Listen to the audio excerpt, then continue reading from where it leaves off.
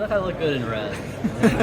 How's everything feeling? Second in the heat, looked very cruisy that last time through. Yeah. I mean, I felt really good kind of going in. I thought I definitely could have probably ran that like a little better, kind of keeping in a little bit. But I feel like as long as I feel relaxed and get the big cue, like running a few extra meters isn't too bad. We'll see what Dayton says. But I was really, really good, and I'm coming off that race and just ready to tackle the next one. So, did you watch the other races beforehand, or now that their time qualifiers aren't a factor, it doesn't even matter?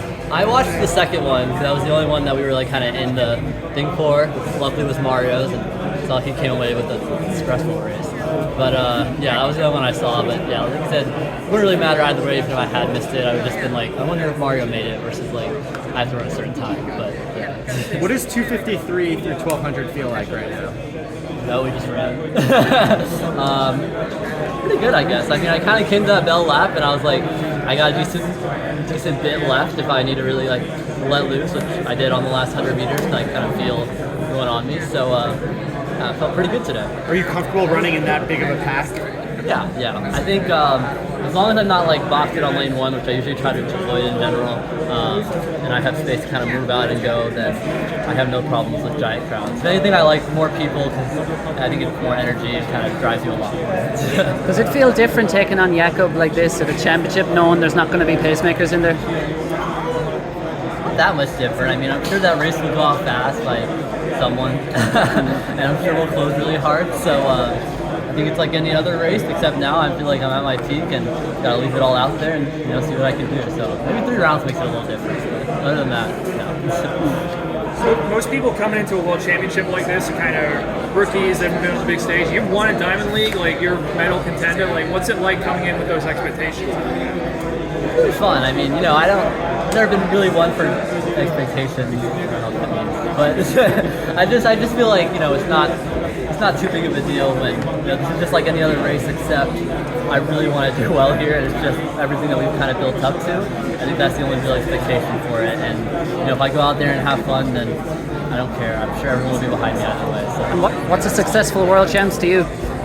I think it's just having fun. Yeah, I could come away with freaking first or like fourth, but if I had a terrible time winning for some reason, then I feel like that'd be a little less fulfilling than if I had like a great time, a great race, and just like really enjoyed myself getting like fourth or something. So have fun. I want to do that.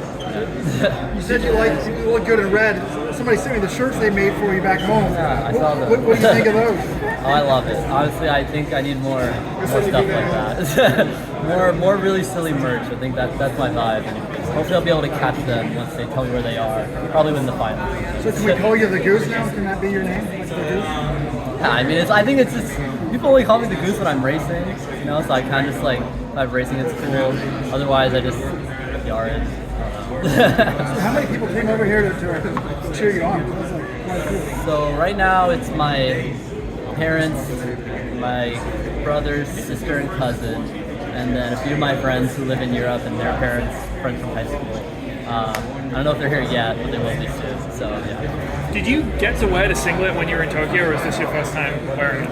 I put it on, I guess. I didn't like running it, obviously, but also I got like extra smalls that time, and it was terrible. So the person I was trying on was just like, "You need an extra small. You're so slim," and then I was like, "This feels like a speed suit. What am I wearing?" But this is better, yeah. Yeah. Did it feel like a long wait to get this opportunity again from 2 years ago?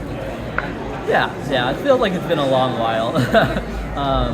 But I still feel really excited to have this opportunity again and to actually be taking it this time, and hopefully making all my friends, family, and country proud. So.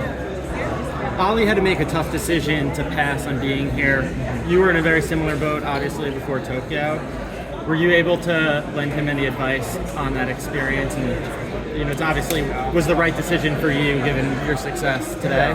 Yeah, I think definitely like kind of sticking with the fact that it is the right decision and not letting what anyone else says or tell you kind of like influence that. I'm sure a lot of people said a lot of things when I did that. Not that I read it, but I never would have cared if I had, because I think it's just very. Oh, it's the mascot. I want to hug him later. But I think it's just very, just realizing that all your friends and family really support your decision and they know it's the right one, and eventually it'll come to a time where you look back and you're like, yeah, I made the right one, so like I am what's the biggest thing you've learned recently?